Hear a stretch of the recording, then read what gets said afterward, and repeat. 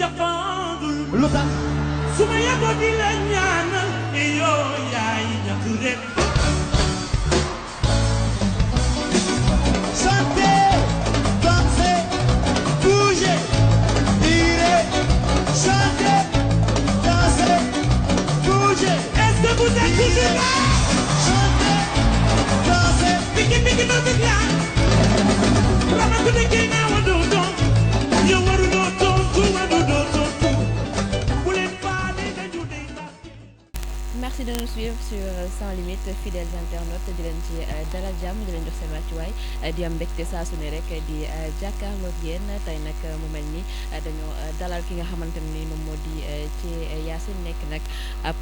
émigré bu basé wu fële ca Bilbao en Espagne ngir fas yéene nag waxtaan ak moom lépp lu jëm ci wàllu immigration clandestine parce que umpale wu leen ne jamono ji bëri na lu ñu koy gis ci askanug Sénégal ba tax na nag ndaw ñu bëri di rek jël mbëkk mi ngir rek mën a tukki tekki waaye itam ñu saytu ci ñoo xamante ne ni jot nañ ci ñàkk seen bakkan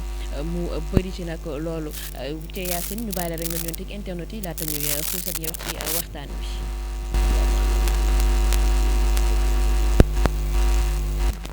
jërëjëf sëñ bi mu mel ni jamono ji li gën a nekk actualité Sénégal mu ngi dellu ci phénomène bi nga xamante ne mooy immigration clandestine ñu gën koo min ci Barsak wala sax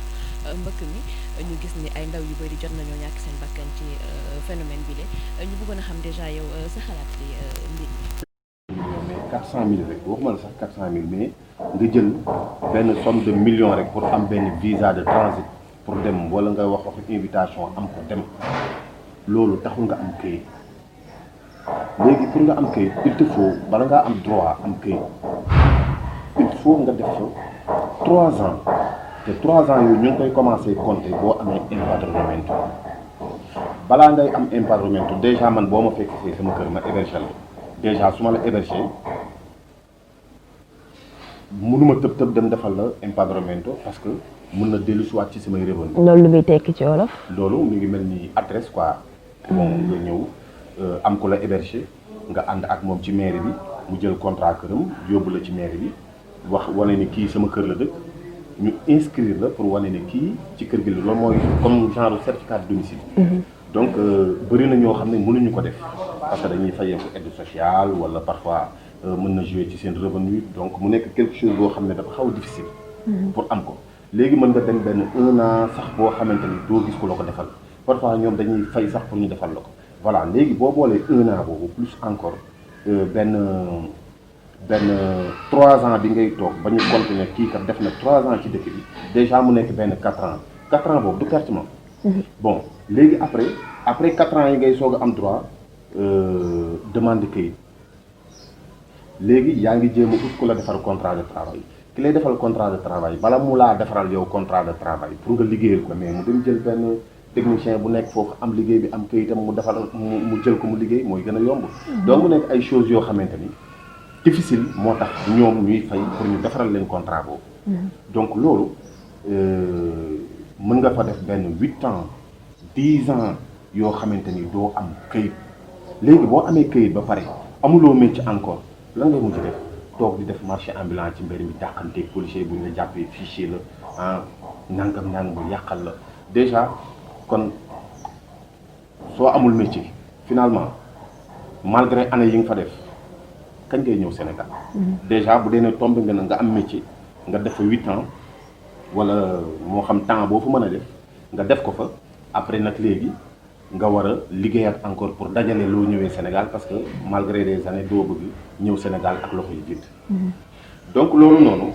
yow boo toogoon fii Sénégal. sa xaalis boobu nga passé mënoo woon a am foo ko def. wala tey jii bu dee am na yenn métiers yoo xam ne man de du ma ko conseiller nit koo xamante ni vraiment am na métier am Sénégal parce que am na yenn métiers yoo xam ne yenn qualification yoo xam ne soo ko amee jarul ngay dem Europe. parce que Europe bu ñu la fayee benn 1000 euros nga def ci frais yi nga war a def yëpp finalement ki nekk ci Sénégal moo lay ëppale. te am na ay milliardaires yu toog fi Sénégal gëm seen bopp mësuñoo génn Sénégal. ku la dégg ngay wax dafay mel ni rek naam ndaw ñi ñu ngi fépp pour dem waaye lañ fa mën a fekki mën na doon loo xamante ni dafay metti ba seen situation foofu dafay jéggi dayoo. waaw mais déjà imaginez nga ñëw nekk sénégalais nag hébergé la ruus naa la parce que say mbokk ñu ngi may teg pression parce que ñoo bokk koñ wala samay mbokk ma hébergé la nga yore sa jikko boo xamante ni fi ngay génn ak fi ngay fréquenté ak nangam mënuma ci dara te bu ma ci waxee lu ñaaw nga woote Sénégal wax déjà ma bëgg a jëm ak yow dëkk ak yow ci noonu jëm ak yow ñaata at 4 ans yoo xam ne amul këyit xam nga su ma xëyee liggéey pour ut lu ma la dundalee yow yaa ngi nekk ci kër gi parce que maa ngi lay jox nga lekk maa ngi lay jox nga naan yaa ngi jënd sañse yoo sañse di génn ci mbedd mi taxaw ci côté fleur yi place yu rafet yi photo wu yónnee ko Sénégal dugal ko ci Instagram bi Facebook bi ah sa copain yi nekk Sénégal di ko gis naan yii wax mais booy gis nga booy bi ah temps yi ni mu kii temps yi dafa leer sax am yaram nangam boobu nag yaa ngi leen di influencé di use seen mind fekk na yow dañ la héberger liggéey sax amuloo ko këyit amuloo ko xam nga moment bi ngay toog foofu ci réew tubaab yi boobu tubaab yi construction amatul foofu ñoom tabax nañ ba pare ñoom ñëpp ñu ngi daw di ñëw Sénégal ay chef d'entreprise ñëw Sénégal di investir nekk ci construction bi boo demee Diamniadio foo mën a nekk Sénégal am na construction xam nga mais yow bu fekkee ne ouvrier qualifié nga mën ñoom li nga mën mais doo toog fii liggéey mais ñoom xeet nañu loolu bon benn côté bi dina am ñoo xamante ni muy côté lébu yeeg wala pêcheurs yi dinaa leen comprendre ci benn côté mais même bu fekkee comprendre naa leen aussi am na loo xamante ni du ma leen ko accepter parce que bu ñu demee fële mooy gën a yées. exactement wax nga ko sànq am na ñoo xamante ne ñu mel ni mool yi mën nga leen comprendre parce que bu ñu saytoo situation Sénégal jamono ji presque licence de pêche yi dañ koo joxe loolu nag nekk loo xamante ne nii metti na ci ñoom ndax amatuñu liggéey loolooy tax parfois ñuy jël mbëkk mi di dem. xam nga lu tax déjà ñoom bu ñu jëlee mbëkk mi dem yàlla dogal ñu am këyit dem ca usine jën yi di fa liggéey dañuy jël dañ gis sax ñoo xam dañ leen abal këyit ñu nekk ci usine jën yi di liggéey mais jën yooyu ñuy liggéey usine jën yooyu fii lay jóge Sénégal parce que gaalu looco buy napp ak bateau senneur buy napp ay toni du benn donc bu gaal yi xëyee li 100 gaal di napp moom la benn bateau di napp suñ géej gi duñ ko tëj nga ñëw ñu ravager lépp jël yóbbu Sénégal yóbbu foofu jaay parce que ñoom seen intérêt mooy ñu jaay ko extérieur jox leen ay licence de pêche mooy seen intérêt mais nag bu intérêt jeunesse su Sénégal yi mooy mool yi parce que tey jii bu fekkoonte ni dañuy tëj géej dootuñu joxe benn licence de pêche dañu naan comme ni ngay gisee dem Soumbédioune fekk fa ay mareyeur wala marché central fekk fa ay mareyeur yuy jënd yóbbu ay Tamba feneen ak feneen di jaay xam nga nekk ay mareyeur bu doon ne par exemple ñoom dañuy doon ay mareyeur yoo xamante ni dañ naan bateau étranger yi bu ñu ñëwee dootuñu jox kenn licence de pêche kenn dootul napp sénégalais yi ñooy napp mais di leen jaay ñu nekk ay mareyeur yoo xamante ni lu gaalu loo cay jaay napp même bu dee ne quel que soit tonne bi ñoom mën nañ ko jënd su ko defee ñoom dootuñu napp ñun ñoo leen di jaay pourtant Sénégal am na ay bateau de pêche ñu yem ci bateau de pêche yu Sénégal yi ñoom it ñuy jël di jaay extérieur bu boobaa suñu géej gi dina suqaliku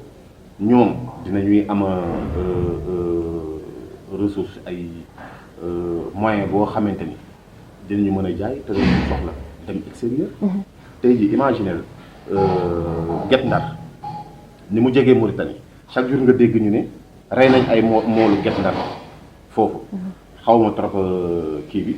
mais parce que Guet Ndar ak Mauritanie benn la ñoom dañuy génn rek mool la day génn ndekete mi ngi tëmb ci géeju Mauritanie ñu fetal la rey la parce que yow sa géej mais gaal yu mag yi ravagé nañ ko ba amatul jën léegi finalement ngay dund ci loolu ngay génn di manifester di kaas ci gouvernement bi nang kenn faalewu la mais finalement géej gi amatul jën xam nga ngay dégg sa copain yi nekk fee di la influencer mais da ngay jéngu da nga naan bieboo sax ma dee ci ndox mi mais dinaa dem mais nag man conseil wu ma ko kenn man def naa une vingtaine d'années en Espagne. Justement def nga une vingtaine d'années en Espagne situation bi foofu lan la. situation bi foofu xam nga lan la bon ci même ñi nekk foofu day metti ci ñoom rawatina moment pandémie bi nii nga xamante ni usines yu bëri tëj nañu kenn liggéeyatul ci ay aide la ñuy dundee xam nga li ma la donc même avant pandémie sax neexatul woon n'est-ce pas donc man ak samay morom dañuy ñëw Sénégal man dama doon dawal ay oto di def ay matériel di daw di indi di jaay bu ma demee bu liggéey amee ma toog fa liggéey mais bu liggéey amul bon ma taaba samay matériel ay conteneur ay oto daw ñëw Sénégal xam nga mais loolu ñu ko mën mooy ñi nga xamante ni peut-être yàgg nañ fa mën nañoo def ay conteneur bokkoo xam nga da nga daan liggéeyatoo dama daan liggéeyatuma nga ñëw joxe benn 600 euros kii ñëw joxe benn 1000 euros kii ñëw joxe benn 2000 euros ñu dajale ko bokk suñ benn conteneur envoyé Sénégal loolu liggéey la boo xamante ni xëy na mënoo dem tey Espagne am moyen bi mënuloo ko xam nga donc ñi fa yàgg xëy na am nañu ay pexe yoo xam ne mën nañ koo def ba génn ci mais Europe gënalatu leen man peut-être aw ma moyen boobu moo tax bàyyi naa fa sama jabar bàyyi naa fa sama doom ça fait presque 2 ans maa ngi toog Sénégal dama daan toog foofu ay 1 an du ma liggéey mais da ngay ñëw Sénégal indi sa métier exercer sa métier mu doon yoo xamante ni peut-être bëreegul sax Sénégal am na yoo xamante ni xamaguñu ko mais ngay gis ni bon vraiment yàlla mi ngi lay dimbali nga ciy génn te ci kaw loolu am na jeunes yoo xam ne sax mën nga leen ci defal formation xam nga donc je me dis que ne mais pourquoi pas ma toog fii Sénégal au lieu que may dem fële di toog tubaab bi su ko neexee mu jël nga liggéey su ko neexee du la jël nga liggéey nga toog fa di chômer parfois doo am aide sociale parfois doo liggéey doo am revenu xam nga parfois sa jabar kese mooy liggéey yow doo liggéey te njaboot bu ngeen ko xasee am aussi il faut ak vie bi foofu ni mu méttee il faut que jëkkër di liggéey jabar di liggéey ndax mu mën a neex sinon jabar kese mënul yore kër jëkkër kese mënul yore kër donc looloo tax ma daw ñëw toog Sénégal te boobu ba léegi vraiment maa ngi exercer sama liggéey n'est-ce pas donc parfois bu ñu nee Sénégal amul liggéey Sénégal am na liggéey ça dépend ci ban façon métier nga yore parce que Sénégal ñu ngi ci construction te y a des techniques benn technologie boo xamante ni xew na te egseegul Sénégal mais nag ñu ngi ko fii dugal ndànk kon li may rappeler jeunes yi mooy li ñu nekkee nañ ko teg ci suuf te xam ne mënoo dem rek suba nga am këyit xam dañ naan la ku nekk ak sa wërsëg yàlla moom wërsëg bu yàlla tuddee ni suba da ngay egg am këyit da ngay egg suba am këyit mais loolu ay cas yu exceptionnel la sur 10 millions de personnes benn cas la ciy doon. On a l'impression que mbir mi ci xale yi illusion lay mujjee doon parce que ñoom dañuy yaakaar ne foofu Eldorado la maanaam boo demee rek da ngay tekk ci saa si alors que bu ñu la déggee ci say kàddu situation bi dafa xaw a metti foofu noonu. Où se trouve exactement le problème? Situation bi metti na trop parce que déjà yow boo amul këyit ñu yore la amoo jabar amoo doom amoo benn souci am na yoo xamante ni mais imagine nga gis borom kër goo xam ne dafa bàyyi jabaram bàyyi doomam jaar ci gaal dem nga war faa def benn 4 ans 6 ans bàyyi jabar bàyyi doom yu ndaw bàyyi sa liggéey bu baax boo amoon nga dem toog loolu ñàkk nga sa njaboot déjà parce que déjà benn doo xam lu sa jabar nekk say doom doo xam ban façon éducation la ñuy am ci magum jëmm bu dee xale sax mën nañu wax mais magum jëmm xale yi aussi mais 4 ans yi ngay def foofu 6 ans yi ngay def foofu toog amuloo kay defuloo dara ñu naan la formation sur formation mais pertement la bien vrai que ni Sénégal amul dara mais ku dem Diamniadio gële ci chantier yi uti métier journalier xam ne tout le temps gars yaa ngi génne di wëri journalier mais dañ koy am demal rond point Kër Massar diggante 6 heures du matin ba 11 heures du matin ñaata doomu aadama yu am jom ngay fekk foofu ay ferrailleur ay maçon ay peintre ay baay peel ñuy toog di xaar gars yi ñëw jël leen ñu liggéey parce que dañu am jom nit aussi doo tëdd rek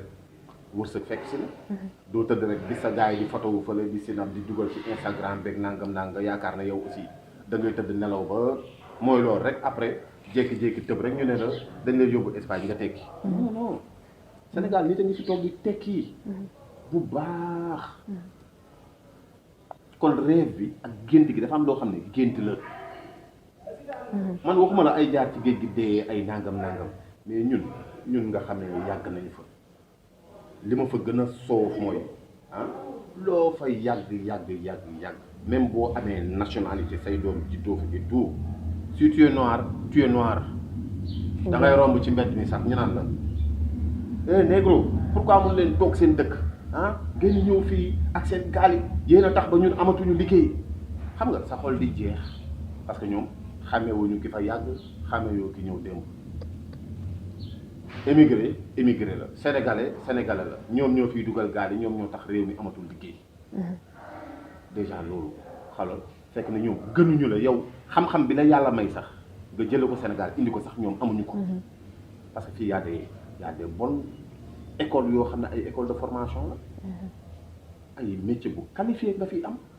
ñun biñ fiy jógee en 96 bi ma fiy njëkk a jóge ñun Sayer Seck moo ñu defaral contrat de travail nous étions 6 personnes par la suite ñu nekk 4 personnes moom moo ñu logé nourri et tout ñu def fa 2 ans ak moom mais bi mu jeexee dañu ñibbisi ci 2 ans yooyu profité nañ fa am fa beneen xam-xam bu bokk la bi ñu yóbbu woon en 2000 ma delluwaat encore avec samay propres moyens ak sama métier mais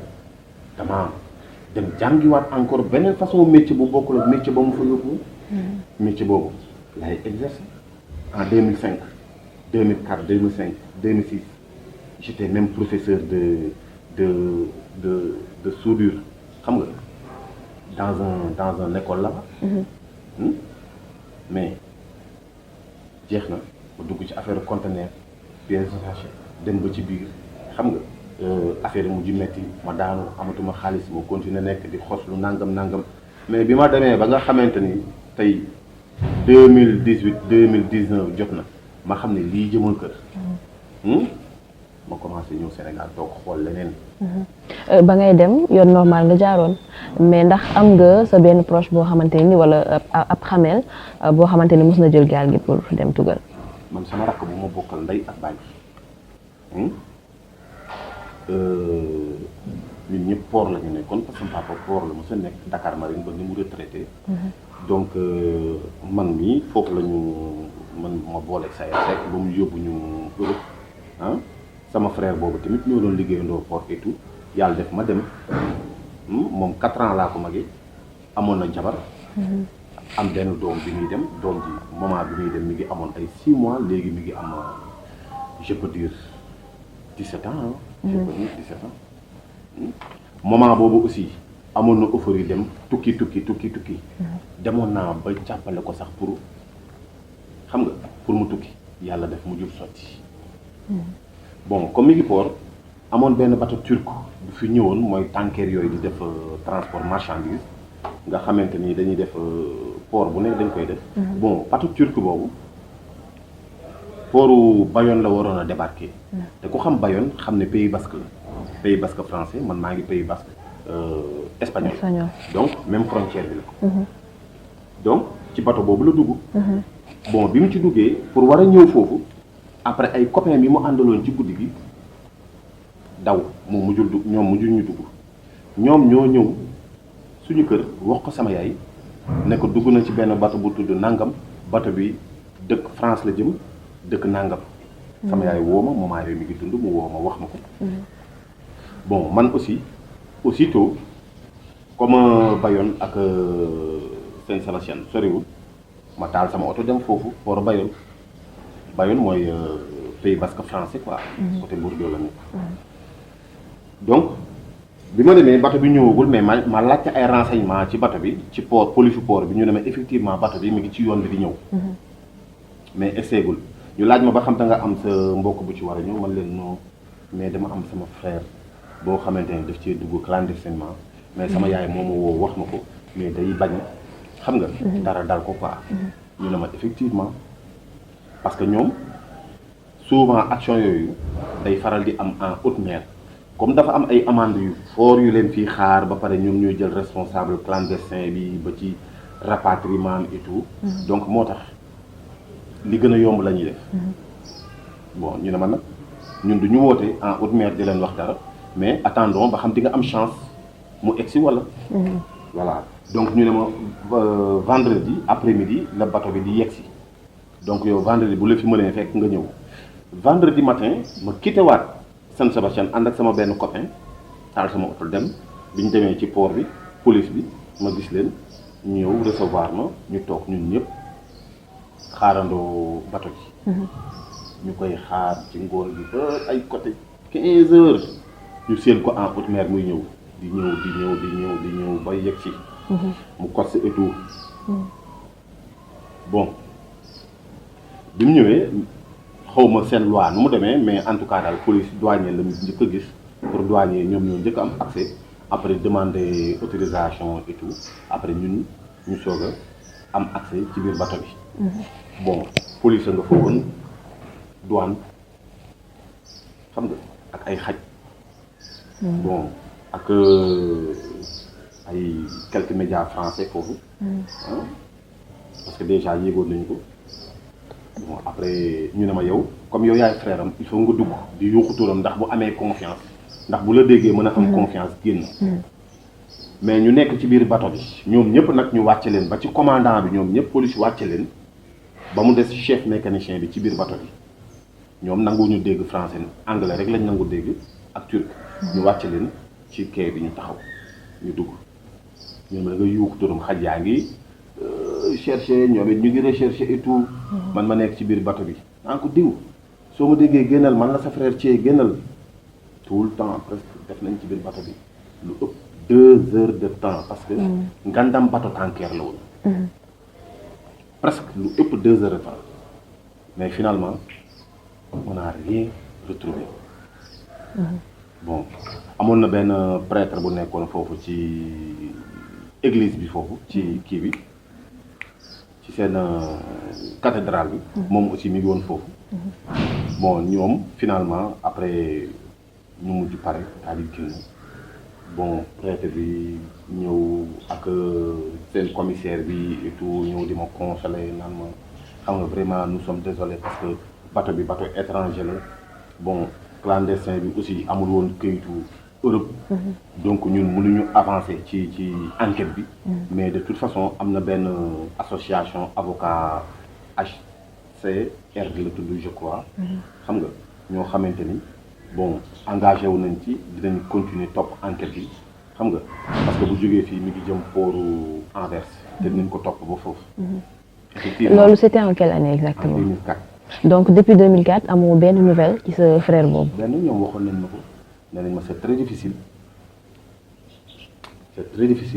mais souvent lii bu amee en haute mer rek xamal ne rey nañ ko sànni ko pour dégager seen responsabilité parce que bateau bi Dakar la jóge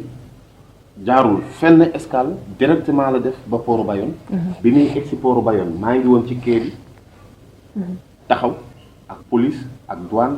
ak ñeneen. xam nga mais fu nekk wër nañ ko gisuñu. c'était en 2004. bon bi ma wootee fii Sénégal wax leen ko ne leen woy wax nañ ko mais nee nañ ma vraiment xam nga nañu jéem a gëm yàlla génne ci suñ xel mais kii moom mooy loolu. sama yaay moom gëmuma woon mais finalement 2004 la woon ba léegi.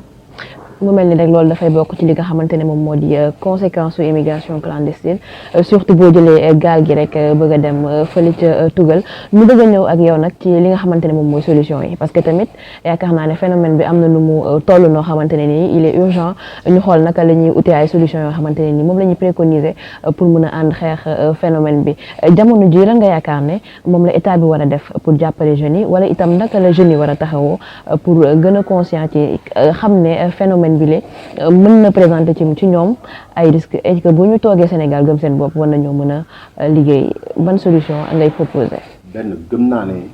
jeunes yi buñ ku ci toog Sénégal gëm sa bopp di nga ci génn loolu moom gëm naa ko. deuxième chose bi aussi mooy état bi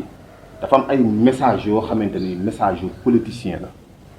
message yu politicien la parce que ku ci bëgg a neexal monsieur le président rek génn pëtëxlu ci affaire immigration clandestin bi wax way formation nii formation na mais xam nga affaire bi lu koy fekk carrément benn ñu ngi jël suñuy suuf di ko jox étranger yi ñuy ñëw di indi seeni milliards di ko investir ci suñu suuf amatul da nga yor sa xaalis bëgg a jënd kër sax doo am kër boo dëkk nga nekk ak ay jeunes ci benn village bëgg a bay amatuloo suuf boo bayee te pourtant ñu ngi naan nañ leen xiirtal jeunes yi ci affaire mbay mi parce que mbay mooy développer dëkk mais bu mbay di développer dëkk te jeunes ya fa nekk amatuñu suuf bu ñu bayee lu dul suuf yi jël nañ ko jox ko étranger yi ban suuf la ñuy bayee disons la vérité am na loo xam ne waxu politique la nañu arrêté yooyu man Espagne laa nekk dama doon dugg ci ay supermarché yoo xamante ni gis nga xaalu melon bi nii ak beneen xaal bu xonk bi nii xaal yooyu yëpp Sénégal lay jógee gis nga mango yi ngay gis ni dugg ci supermarché yëpp Sénégal lay jógee ay ñambi yooyu yëpp Sénégal mais pourtant ñoom espagnol yi demal fii ay côté Diamniadio wala ci yenn village yi ay côté Mbour ak yooyu tool yu ngand yi fa gën a nekk mais espagnol yi ñoo ko gérer ak étranger yi loolu ñuy dëkkee côté boobu xam nañ ko parce que am nañ moyen bi pourtant gouvernement bi bu ñu arrêté woon suuf bi ñuy joxe jël ay moyens joxe